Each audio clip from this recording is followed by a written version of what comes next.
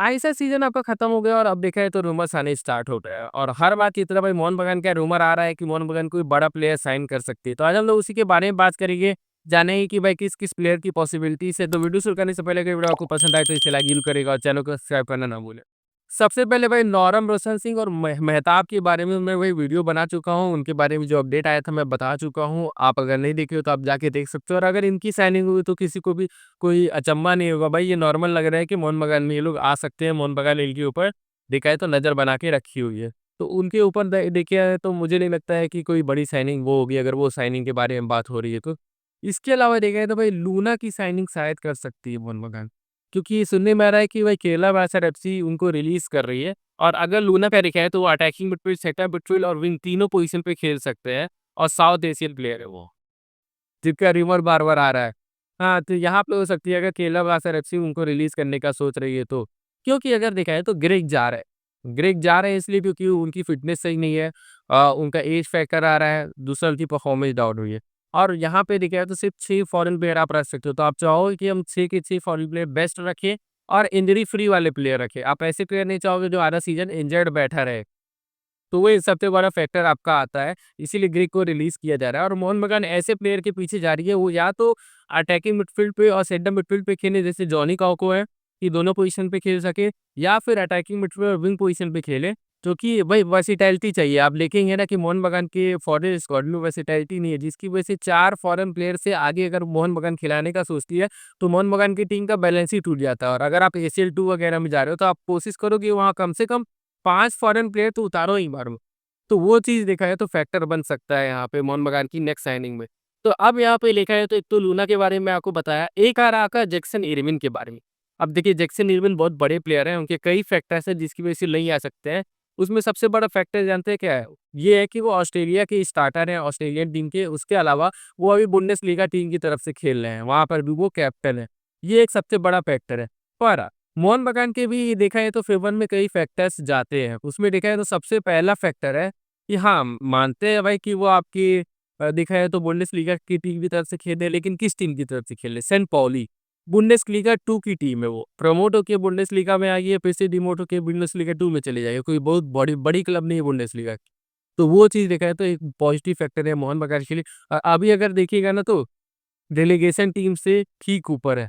7 point का difference है। 5 match बाकी है। थोड़ा इधर-उधर हुआ, रेलेगेट भी हो जाएगी पूरा ये। तब ज़्यादा आसान हो जाएगा मोहन बगान को ये डील करना, मैं बता दूँ।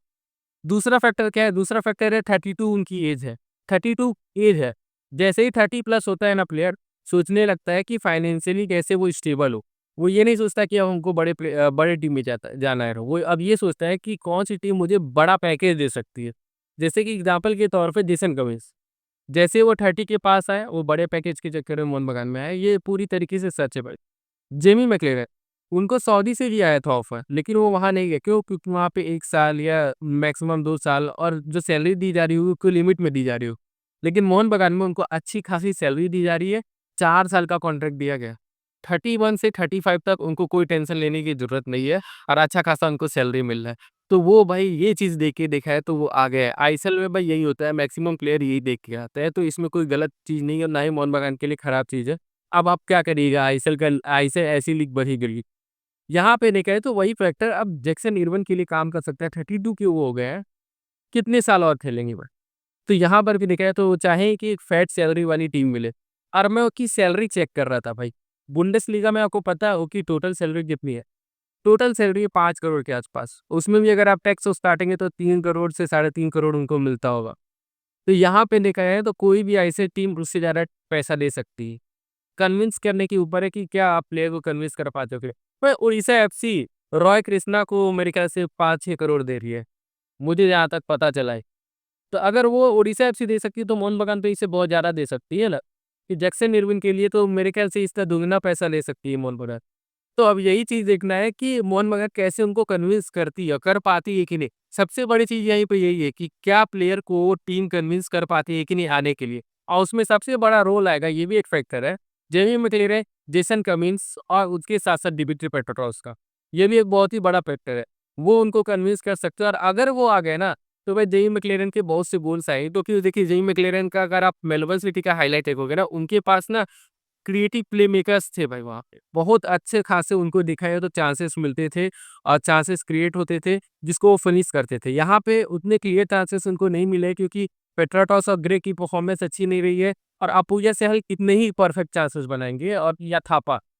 तो इसीलिए इतने ज़्यादा गोल्स नहीं आए हैं। लेकिन अगर उनको क्वालिटी सप्लाई मिलना चालू हो गई, तो भाई उनके गोल्स के नंबर्स बहुत सी तेज़ी से बढ़ सकते हैं। क्योंकि वो ऐसे प्लेयर आप कई बार देखोगे वो अच्छे रन्स निकाले हैं, लेकिन वो क्वालिटी बॉल उनको नहीं मिला है या टाइमली बॉल उनको नहीं मिला है। वो चीज़ देखा है तो जैसे निविल दे सकते हैं। वो चीज़ चेंज कर सकता है भाई मोहन बगान की पूरी टीम को। तो अब देखना है कि मोहन बगान उनको कन्विंस कर पाती है कि नहीं या फिर किसी और प्लेयर को लाती है तो किसको लाती है। आपको क्या लगता है भाई कौन-सा प्लेयर आने वाला हम लोग कमेंट करके ज़रूर बताइएगा और अगर ये वीडियो आपको पसंद आया हो तो इसे लाइक ज़रूर करिएगा और चैनल पे सब्सक्राइब करना ना भूलिए।